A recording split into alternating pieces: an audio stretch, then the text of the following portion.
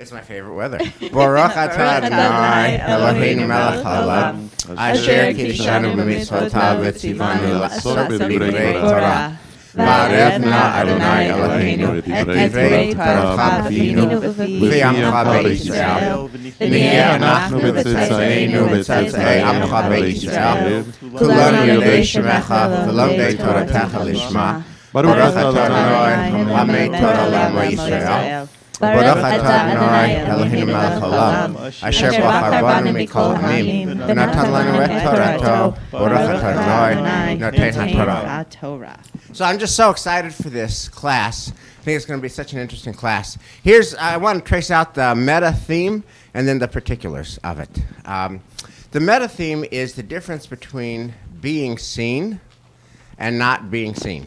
And I want to ask you who are following us at home, think about a time when you feel like you've got your invisible suit on, like you're invisible, like people are not seeing you, as compared to the times when you feel very much seen. And then flip it and ask yourself, when do you see people? And who are the people in your life you don't see? In fact, who are the people in your life that you so don't see, that you don't even see that you don't see them? Who are the people you so don't see, you don't even see that you don't see them? Okay? So, our point of departure here is going to be two women who are just never seen. In 3,000 years, they're never seen. And the irony is they're our mothers, Bilhah and Zilpah, who are the mothers of 1/3 of our people. What we're going to do is just look at the basic texts, which speak for themselves. Bilhah is the mother of Dan and Naphtali, and Zilpah is the mother of Gad and Asher. They each have two sons. Rachel has Joseph and Benjamin, 2 sons. So Bilhah and Zilpah each have as many kids as Rachel. Furthermore, while they are originally described as handmaids or servants, shifcha or amah are the Hebrew words. They're maids, a shifcha, amah, a maid, a servant.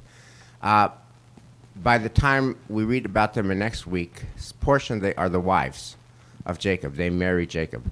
And we'll see Ramban points that out. So they are incontrovertibly the mothers of 1/3 of our people, and they are incontrovertibly the wives of Yaakov Avinu. And yet, and here's what's so interesting. So for 2,000 years, 3,000 years, we're a patriarchal culture. The Bible is patriarchal. They don't see women. The rabbis are patriarchal. They don't see women in the same ways that we see women today. But in 1998, Sidur Sim Shalom, in a very progressive move at the time, offers the conservative movement for the first time, 1998, Sidur Sim Shalom, an imahot option. You remember that's the infamous A and B, right? And we spent a long time figuring that one out. But even in the imahot option, it's Sarah, Rebecca, Rachel, and Leah.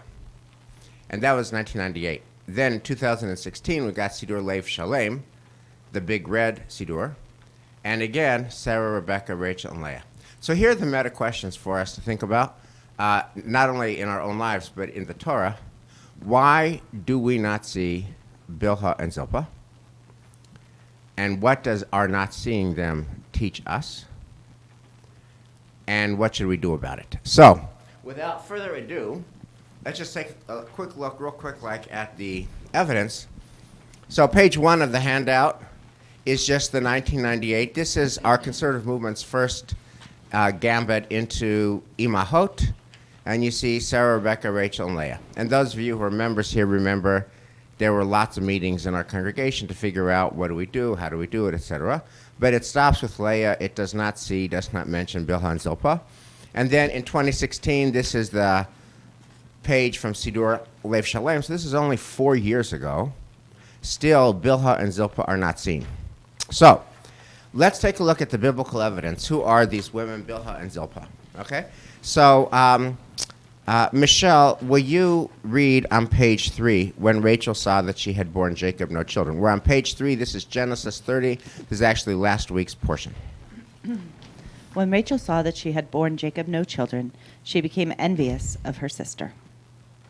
You want me to continue? Yeah, keep going. Read the whole thing. And Rachel said to Jacob, "Give me children, or I shall die." Jacob was incensed at Rachel and said, "Can I take the place of God who has denied you fruit of the womb?" She said, "Here is my maid Bilhah. Consort with her, that she may bear on my knees, and that through her I too may have children."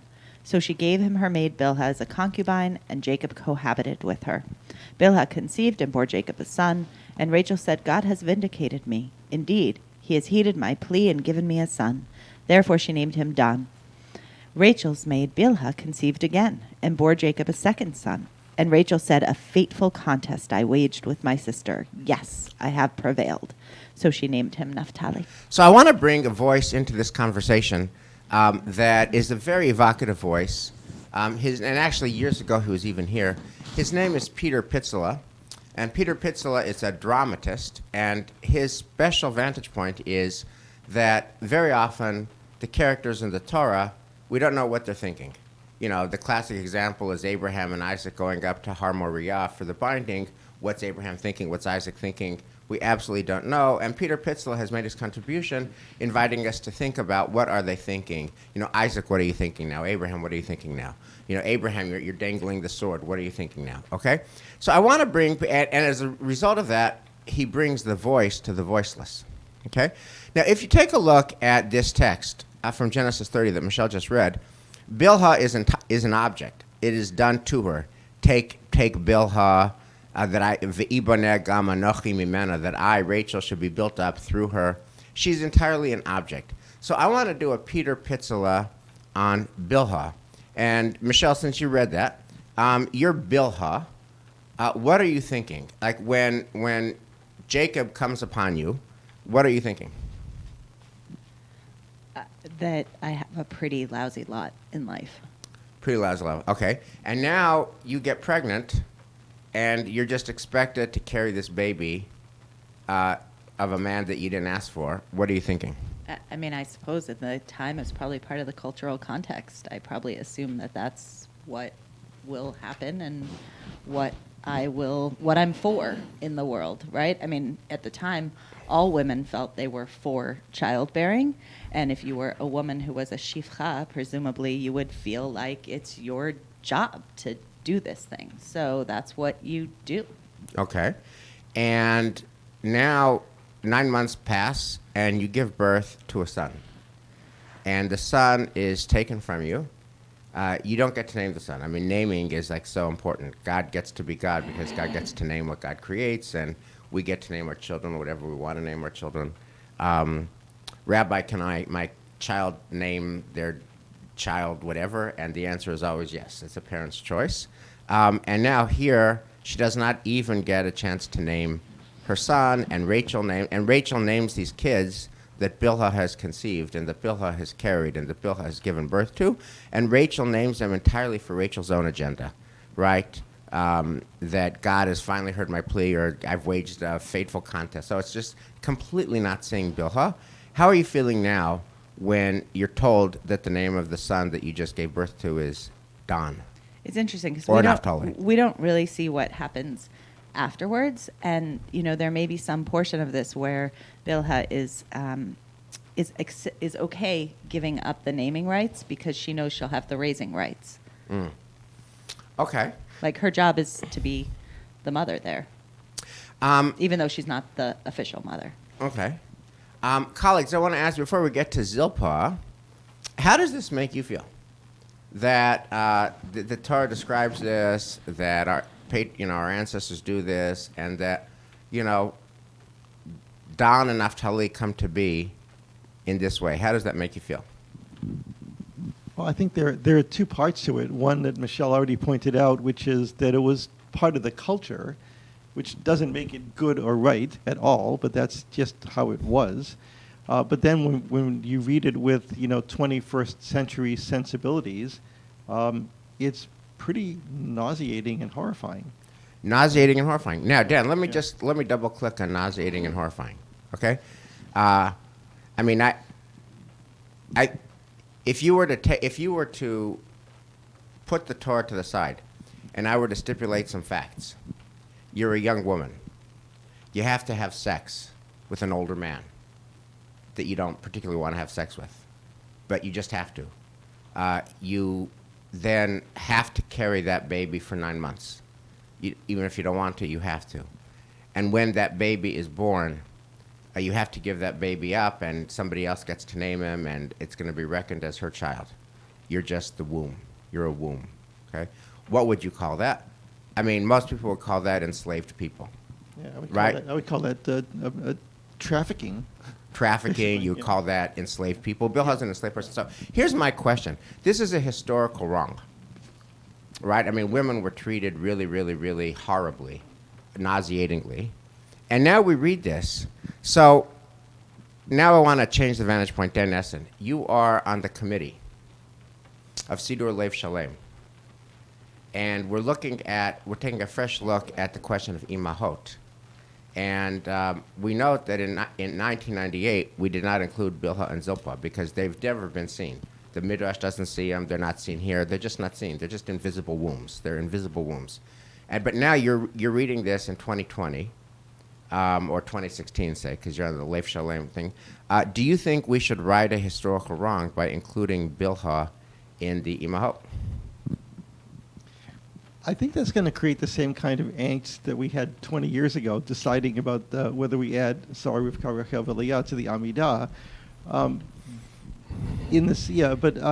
But then also, then we have 20 years of it. Now it's become, part and parcel of who we are and what we do and what we say. I think that it's hard. You have to look at it sort of with a legalese look at it, and. The text that we're going to look at a little bit later actually does show evidence that they were in fact, called wives, and that you could use that evidence to say yes, we should.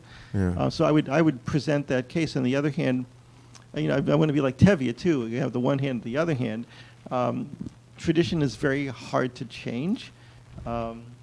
And even changing to the imahot, I think was the other imahot was really hard as well. So I don't know. So Elias, let me ask you: you're the chazan who davens musaf, and in musaf we add the imahot.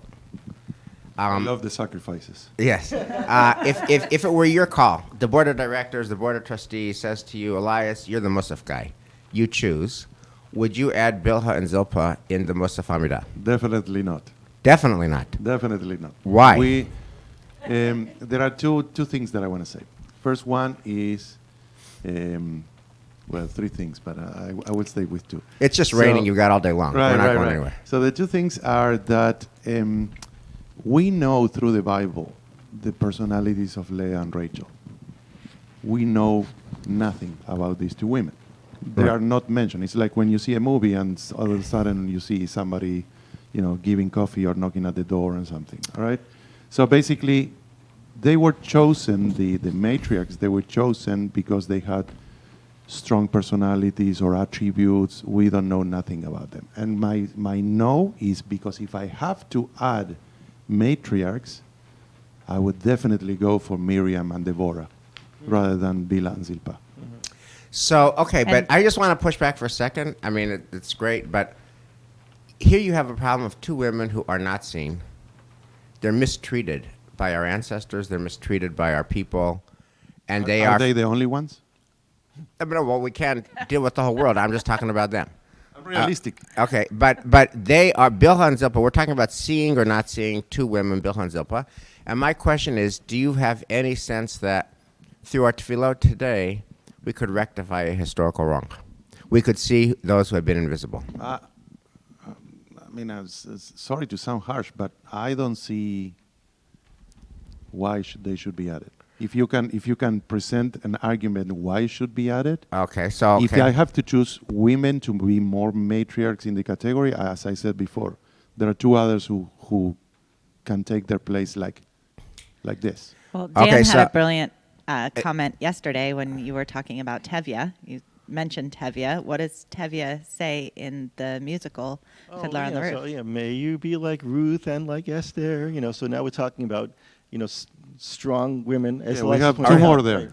Okay. But okay, hold on. I don't want to give up. Zilpah? Nobody knows. I'm gonna be like a dog with a bone here. First of all, the may you be. Let's just pause on that for a second. May you be like, because I asked you guys yesterday. We always talk amongst ourselves before the class to think through how the class will go. And I asked my colleagues, Dan and Michelle have daughters. Would you say to your daughters on Shabbat at the dinner table, may you be like Sarah, Rebecca, Rachel, Leah, Bilhah, and Zilpah?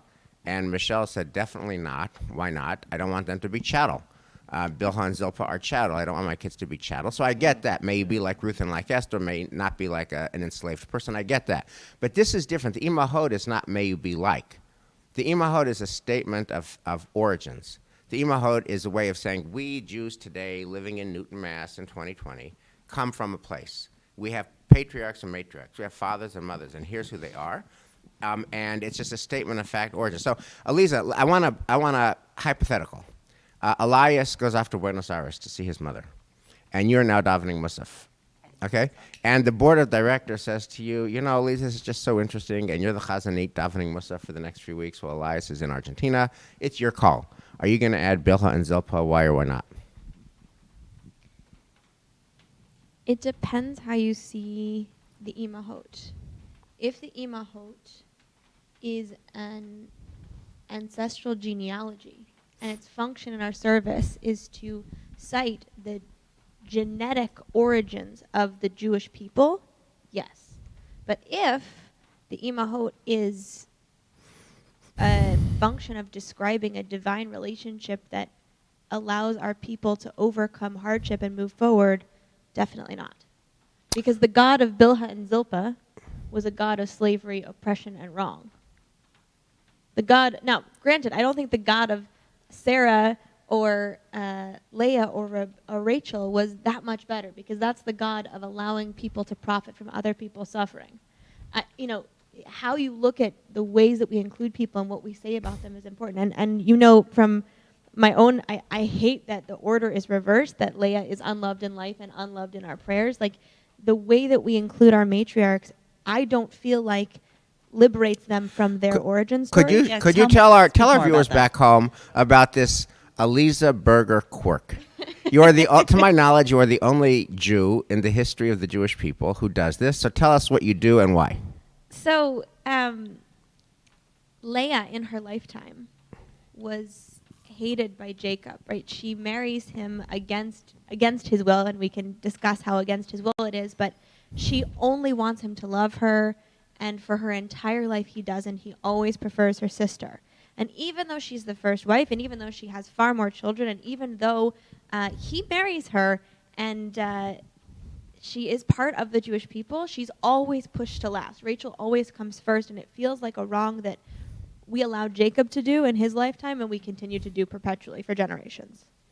By the way, when you and Solomon had your Ufraf, and I did the Mishaberach before you got married on November the 10th or whatever that day was, I did Rachel second and Leah first in honor of you. And I felt so seen. But that's the only time. Wait a minute. I sang on Friday night, Baruch Atah Adonai, and I reversed Leah and Rachel. And I felt so seen. But now we can get Talmudic over here. Yeah. If you care so much about Leah's feelings that you're going to put her in front of Rachel, contrary to every Jew who's ever lived, because you have a principle. What about the principle of Bilhah and Zilpah, who just are not seen, and in the same way that Leah's not seen, and you're ready to rectify it, Bilhah and Zilpah are really not seen. They're not even on the page, right. And you're not ready to rectify it. Well, no. So I think there's a big difference between Leah and Zilpah, or Leah and Bilhah, and that is choice. Leah chose to put herself in a situation where she was marrying Jacob. That was not imposed on her. And for Bilhah and Zilpah, it was. And I don't know. I think choice has an important role in this. All of the other people on this list chose into this people. Okay, so on that note, I want to let's look on the next page, which is page 5. So Michelle got to be Bilhah. You get to be Zilpah for no extra charge. On page 176, do the same thing and ask you to read, and then I'm going to do a Peter Pitzela and ask you to kind of channel your inner Zilpah. What's the last name? Peter Pitzela. Oh my Pitzele. Verse 9, when Leah saw. He was here. He's really amazing. When Leah saw that she had stopped bearing, she took her maid Zilpah and gave her to Jacob as a concubine. And when Leah's maid Zilpah bore Jacob a son, Leah said, "What luck?" So she named him Gad. When Leah's maid Zilpah bore Jacob a second son, Leah declared, "What fortune?" Meaning, women will deem me fortunate. So she named him Asher. Okay, so you're Zilpah. How do you feel when Jacob comes upon you? You want me to describe my feelings in a situation of rape? Yeah. I don't think it's possible to get, like, this is actually a place where it feels really inappropriate to get into that mindset for a couple of reasons. One, who knows where we have so little information about their emotional reality. We have so little information about the cultural context, and that's, I think, in part why it feels important for me to honor what might have been true for them. We don't know that they wanted into this. We don't know that they want scrutiny. I mean, one of the things that I think is deeply hard for victims of sexual abuse is having to relive that and having to go back into that and having things that trigger that memory. And I think no, I'm sorry. So are you Can I ask you a question? Wait a minute. Can So I are ask you? you a No, but question? I just want to know what you're saying. No, I want to ask you a question. No, go ahead. But your premise, the basic postulate is this is rape, and therefore you're not gonna like re-trigger Culturally Zilpah. confirmed and affirmed. Right, Right. where- And that's actually part of the tremendous brokenness here, because the whole context of our foundational text doesn't see Bilhah and Zilpah. They don't Right. actually, this text doesn't even see a Rape. problem Right. with what's going on These- with Bilhah Can I ask you a and question, Zilpah. Alisa? Maybe you can Yeah. explain this more. Where do you see rape here? Where do you see the word rape? Where is explicitly said that it was rape? What's So non-consensual? non-consensual. Non-consensual sexual action is the definition of rape. So there's no way for these women to give consent, and therefore it is by definition rape. The same way that if you have sex between a person in a position of power and a person who has no power, that's rape by definition, no matter whether they say they want it or not. Right? If you have a prison guard who has sex with an inmate, that's rape by definition, even if they fall in love, because it's a sexual intimacy between a person of power and a person without power. And Elisa, by the way, for what it's worth, I agree with you. Here's my question: can we not write this wrong, or let's stipulate for the moment that this is rape? Yeah. Okay. And again, it's so entrenched that the system doesn't even see it. It doesn't even see it, but we see it with our 20/20 eyes. Okay, literally 20/20 hindsight, 20/20 eyes. Okay.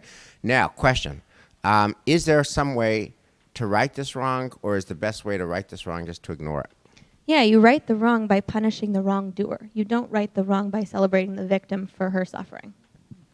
So you would right the wrong by saying to Jacob, having sex with these women was wrong. You would right the wrong by saying to Rachel and Leah, using your maidservant for your own sexual purposes, for your own purpose of building a family. Adding Bilhah and Zilpah, Elias, you let would her take finish. out Elias, Jacob can she finish? from the patriarchs? No. Can she So finish? Please.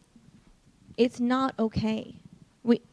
One of the biggest problems after sexual assault and sexual violence is that victim's life becomes about that trauma and not about the rest of their life. And when we take Bilhah and Zilpah and we say, we are going to lift you up for your trauma, we're going to lift you up for the moments that you didn't have choice, we are taking away every bit of their humanity that doesn't have to do with a choice they didn't get to make. And I don't think, there's no way you go to a Jewish people, you're going to say, I think that we should evaluate our genetic history and we should evaluate our Torah and we should take out everyone who's done wrong. You can't do that. But I don't think it's right either to put Bilhah and Zilpah in a position where they will forever be known just by the way that their bodies were taken advantage of. Okay, so let me just pause here because I want to just push back in one somewhat significant way. I mean, I totally, for my purposes, you can stipulate that what happened to Bilhah and Zilpah in Genesis 30 is rape. I mean, it's unconsensual sex. Particularly Zilpah is, there was only one midrash about Zilpah, but she's much younger, so it's really gross and obscene and horrible, okay? Stipulated, okay? Now, here's a problem. Look on page 7 of the handout. This is next week's portion. At 17 years of age, Joseph tended the flocks with his brothers as a helper to the sons of his father's wives, Bilhah and Zilpah. And if you look at the next page, page 8, we have Ramban. So Ramban, Nachmanides, is asking the following question, and here's his answer. In all the other cases of Bilhah and Zilpah, they're described as a shifcha or amah, as a servant or a handmaid or a maidservant, and all of a sudden they got a different title. They're the wives of Jacob. How is that? So this is Ramban on page 8. The meaning of the expression his father's wives is that they were his wives, for he took them as such. Scripture calls them handmaids only when they were mentioned together with Rachel and Leah, who were their mistresses. Similarly, and he put the handmaids and the children foremost, as if to say that because they were handmaids of Rachel and Leah, Jacob placed them before them in a more exposed position. Similarly, and he lay with Bilhah, his father's concubine. The word concubine, this is having to do with Reuben, is used to indicate that if she were a mistress, it would not have occurred. It is possible that during the lifetime of Rachel and Leah, Scripture calls them handmaids and concubines, but now that they had died, Jacob took them as wives. So there's kind of like a Keturah Hagar move, that after Sarah dies, Jacob takes Hagar, who had been a concubine, who given birth to Ishmael because Sarah couldn't get pregnant, and now rabbinic tradition equates Hagar with Keturah. Jacob marries Hagar, Abraham marries Hagar, and a similar kind of move here. Jacob, whom we might stipulate had unconsensual sex with Bilhah and Zilpah. When Rachel and Leah die, he marries Bilhah and Zilpah, and they become his wives. Does that gloss from the Torah and the commentary change your analysis at all? So can I jump in? Because I think the biological piece of this, as you're saying, the genealogical piece of this, of course, doesn't change by the fact that they're the wife or the handmaid. They're the mothers here, right? But there is something about perhaps there are the situations that we're in, and then there's what we make of it. And to me, what this text reminds me of is perhaps a heroism within Bilhah and Zilpah, that they had this really terrible situation that was just accepted in their culture, in their time. Who knows whether they even accepted it for themselves. And yet they made something out of it. They Right. became mothers to these children. They became wives. They actually had a way to kind of redeem the pain and the pathos of Right. that moment. And in many ways, I think of all of the nannies around who raise children, or surrogate parents, or the aunts and uncles who wind up adopting children of their siblings and raising them as their own. And feels like Bilhah and Zilpah have a role here that is never spoken to among our people. I mean, Joseph clearly has a relationship with them, and they had been raising the children in a way that so many helpers to families do. Okay, I want to put Elise and Michelle's comments together and bring an American context that I think is parallel. I say that you're both right. Let's just say I think that it was unconsensual. I'd be very happy with 20/20 hindsight to call it rape, right? But I think Bilhah and Zilpah do make the best of it. They somehow normalize this brokenness. They go with it. They raise the kids. They marry Jacob, etc.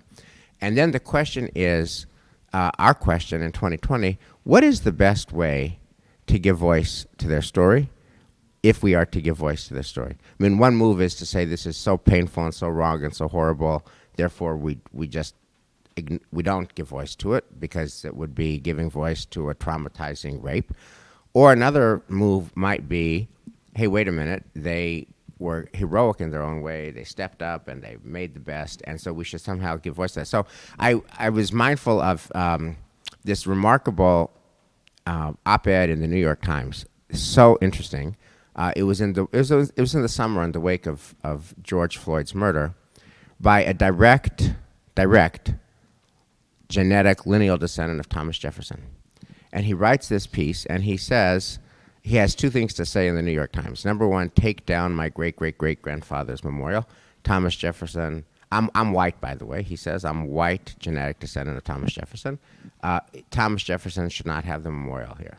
And then he says, but you should put a memorial up to Sally Hemings, because we need to tell the story of rape in colonial America and antebellum South. There's a whole category of women who were raped. My great-grandfather raped women, including Sally Hemings, and that story should be told. So with all that, and that's in the Times this summer, the question is, how should we, to date, in 1998 and 2016, with all that we know now about race and class, gender, the response of the conservative movement is still to not see Bilhah and not see Zilpah. And my question, just I want to be intentional about it, is that the right move? If you were on the committee, let's say Lev Shalem is going to do a new Sidur, Lev Shalem that's revised, and you're on the committee, what would your position on this be and why? I'll start with you, Michelle. Can you answer So also? Yeah, Can you answer? absolutely. Michelle. You want to answer first? Okay. So I have to sort of sidestep this because I have never, ever since that time that we first began talking about the matriarchs, I've never been in favor of singing their praises within our service because they're the wrong women. They're the wrong ones to put there. Even their own cultural context, their deeds were not the kind of deeds that I want to model myself after as a person. And egalitarianism just for egalitarian's sake, like here's a man, we're going to put a woman there, feels off to me. I would prefer there's a man who has deeds and attributes, and there's a woman who has deeds and attributes that I also admire. And so I'm much more in the, Ruth and Esther, Miriam and Devorah camp. And if I had to rewrite, if I got a chance and the committee came to me, I would actually rewrite the matriarchs to include not just genetic ancestors, but those who are spiritual ancestors to the kind of role model that I want to live up to. Michelle, can I just say, good luck to you and the Red Sox, because if you're going to try to find paragons, you're still going to be in that committee meeting until the end of time without any output. I mean, Abraham tries to sacrifice his son. Jacob does so many horrible things you can't even begin to count it. Isaac is mostly just damaged. So good luck to you. That's actually why we have Sarah, Rivka, Rachel, and Leah. Not to mention and not Leah and Rachel. Elias, what would you do? No, it's what I said before. You're not. I stand with it. No. Okay, but and then the further question to you is, do Bilhah, if you're not going to include them in the matriarchs, fine, I get it. You stand on what you said. Do we owe anything to Bilhah and Zilpah? Should we do anything to tell their story? Should we teach their story? Well, for example, should we teach Bilhah and Zilpah to our students in high school? Should we talk to them about race and class and gender? I mean, this is a huge moral issue, people. Who gets seen in the world? People who have money get seen in the world. Who gets seen in the world? People who have power get seen in the world. Who does not get seen in the world? People who don't have money and who don't have power. And this is not only Bilhah and Zilpah's issue in some tent back thousands of years ago. This is like today in America. Who's going to get the vaccines? And what if and there's just like major privation going on in America today. People without food, people who are about to get kicked out of their homes, and they're not seen. They're not seen because they don't have money, they don't have power. And my question to you is, this raises not an urgent issue. This raises a throbbingly urgent issue. This raises a pulsatingly urgent issue. This is like so current and typical. It could be written December the 5th, 2020. That's when this was written. This is like today's story of people who don't have money, who don't have power, who get screwed. Originally by Jacob, and today they're going to be the last in line. There's a podcast we talked about a little bit last week, but just listen to this New York Times podcast the day before Thanksgiving about a food pantry in Brooklyn, and it tells the story of people, Bilhah and Zilpah's descendants, who get in line at 4 a.m. in Brooklyn in November, 4 a.m., and they wait 7 hours for 2 bags of groceries because they have no food. Now, fortunately, the New York Times podcast tells their story. Who else tells their story, right? So I think this raises an important issue, which is, look, Torah is supposed to be moral instruction. How do we take these stories that are otherwise ignored and help our young people and help ourselves think intelligently about what it means for our very troubled world. Yeah, it's what you said. I mean, we should include in education. Okay. Dan Nesson. Yeah, I was thinking about a couple things. First, I want us to think about the Ramban that we just read, and it says that he took them as such for his wives, and taking them as such as his wives doesn't. That also seems to me that in that context, it's the man that has the power, so that when a man took a woman as a wife, in ancient times and maybe still today, there's still a sort of sense of, well, not the sense of property, but back then it's a sort of sense of property. So I don't think there's that much difference in that text. So I'm not really sure that there's anything really positive there. I just wanted to backtrack a tiny bit again. Also, when we talked about the brachot, if we're going to call, if Michelle and I are going to bless our daughter our daughters and say, Bilha and Zilpah, that doesn't really make any sense, because as Michelle pointed out yesterday, when we talk about the males, when we bless our sons, we don't say Avraham, Yitzchak, Yaakov, right? We say Ephraim and Menashe. So there's a choice that's being made. So that's one thing. So, and then, if I was on this committee in 2020, again, I'm just not sure. I don't think, if I were asked to be in the committee, I would just say no. I think it's just too complex. Okay. It's just too complex. And yes, people are unseen. I mean, you asked a question earlier about who's unseen and who's seen. I think about this all the time. Every time, if I'm going to grab a takeout or something like that, there are just so many times that I just have to remind myself that the person that's at the window handing me the food is a person that I need to see as a person, not just as a mechanism presenting me with something. When every time you go to the market, just be cognizant of the people that are there that have much less power, right? Because they're just basically there to serve you. They're putting themselves on the line.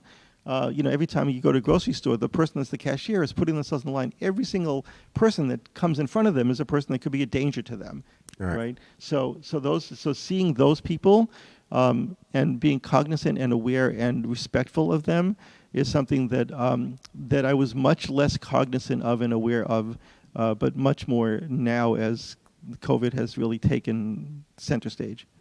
Thank you, Dan. Elisa, you're on the committee, and we want your just mature judgment, not only on the liturgical issue, but on the existential issue. What shall we teach our children about Bilha and Zilpah? And how do we do it?